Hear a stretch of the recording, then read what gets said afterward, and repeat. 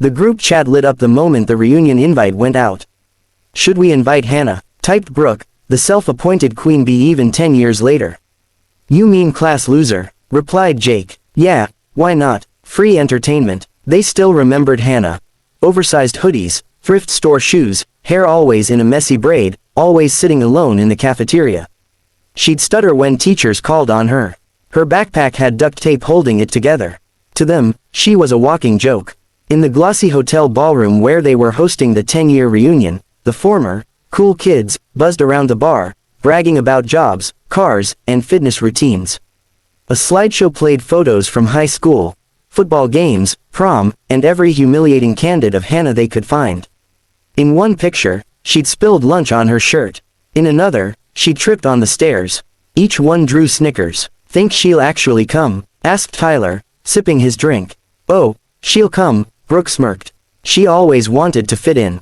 Tonight she finally gets to." Outside, the sky over the city was turning golden. A distant roar began to build, faint at first, then louder, vibrating in their chests. At first, nobody paid attention. The DJ was warming up, the bartender was lining up shot glasses, and the organizers were checking the name tags on the welcome table.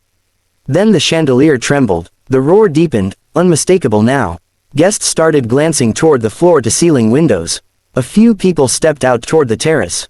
Above the hotel, slicing through the evening light, was a black helicopter, gleaming like polished obsidian, circling once before descending toward the rooftop helipad. "Whoa," Jake laughed. "Which celebrity did we book?"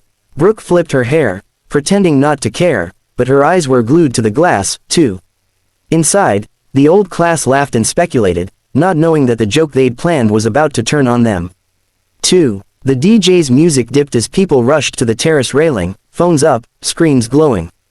The helicopter settled onto the helipad with a powerful downward blast of wind that sent skirts whipping and ties flapping. The rotors slowed, the roar softened, and for a moment, everything else faded.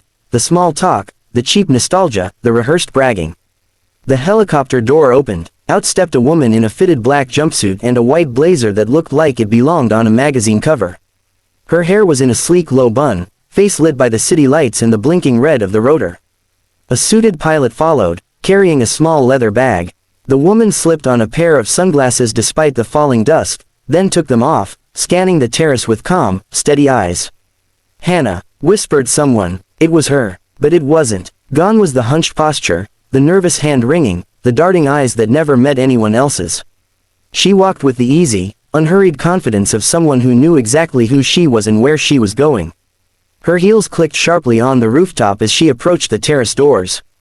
The girl they'd once mocked for second-hand clothes now looked like she owned the building. Inside, panic rippled through the cool crowd. "No way," Jake muttered. "That can't be her." Brooke straightened her dress, forcing a smile onto her face. "Relax, it's just a show. She probably rented that thing for the night." Hannah entered the ballroom, and the room seemed to adjust around her, conversation stalling mid-sentence. She walked to the check-in table and picked up her name tag. "Hannah Cole," the volunteer stammered. "Hi, welcome, thanks," Hannah replied, voice steady, smooth.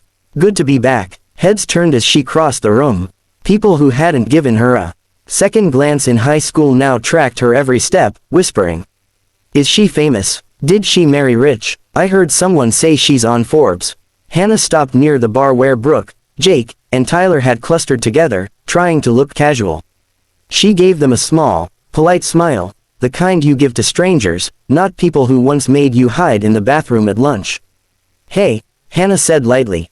"Long time no see." Brooke laughed a little too loudly. "Wow, Hannah, you clean up nice." Jake added, "Yeah, nice entrance. Very dramatic." "Sorry," Hannah said, tilting her head, eyes cool. Traffic was awful. Helicopter was faster. 3. The DJ pushed the music back up, trying to fill the tension in the air, but the energy in the room had shifted. People drifted toward Hannah in ones and twos, curiosity outweighing old habits. A few tried to pretend they'd always liked her. "Hannah, you remember me, right? I always knew you'd do something big. You look amazing. What are you up to now?" She smiled and let them talk. They seemed more interested in hearing themselves than hearing her answer. Finally, the reunion organizer clinked a fork against a glass microphone style. "Okay, everyone, Before we opened the dance floor, we thought it'd be fun to hear from a few classmates. Tonight we've got a special one, someone who arrived in style. Hannah, would you say a few words? A murmur rolled through the crowd. Some expected her to stutter. Some expected her to refuse. Brooke folded her arms, smirking. Hannah stepped up to the small stage, took the mic, and paused. The projector behind her froze on a slideshow photo, teenage Hannah, staring at her shoes, a ketchup stain on her shirt. The word loser was poorly edited over the image, someone's joke from earlier in the night. She let it hang there. I remember that day, she began, voice clear. I'd skipped breakfast to save money, and the only thing I could afford at lunch was fries. I tripped. Everyone laughed. In the photo, you see the ketchup. You don't see the girl who went home and begged her mom not to make her go back to school. The room went still. The DJ quietly lowered the music again. But here's the thing, Hannah continued. You don't stay stuck in a moment unless you choose to.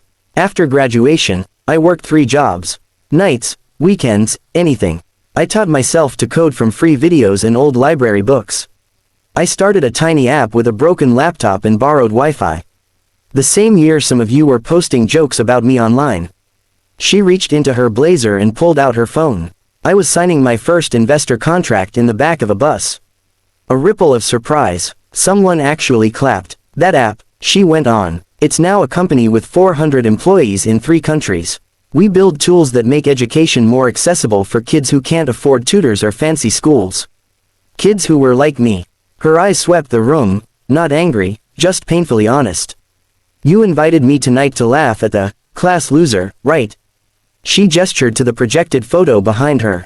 Thank you. You taught me exactly who I never wanted to be, and how strong I'd have to become to get out. Brooke shifted, cheeks burning. Jake stared at his drink. I didn't come in a helicopter to show off, Hannah said softly. I came to show a room full of grown-ups that the person you mocked today might be the person signing your paycheck tomorrow. She handed the mic back and stepped off the stage. A few minutes later, someone's phone buzzed. Then another. Then another. A notification popped up on a dozen screens at once. Breaking. Local tech CEO Hannah Cole donates $2 million to build free learning center at her old high school. The article photo showed her standing with the mayor, smiling in front of a construction site. Tyler glanced from his phone to Hannah, who was laughing quietly with the volunteer at the check-in table. That's you, he asked weakly. Yeah, she said. We break ground next month. Applications are open if you know any kids who feel like they don't belong.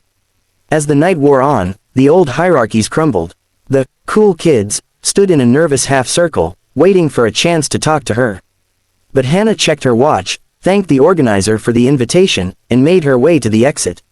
On the terrace, the helicopter waited, rotors already spinning.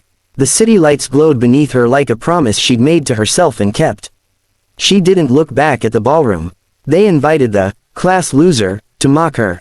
Instead, they watched her rise, this time, literally, into a sky she'd claimed all on her own.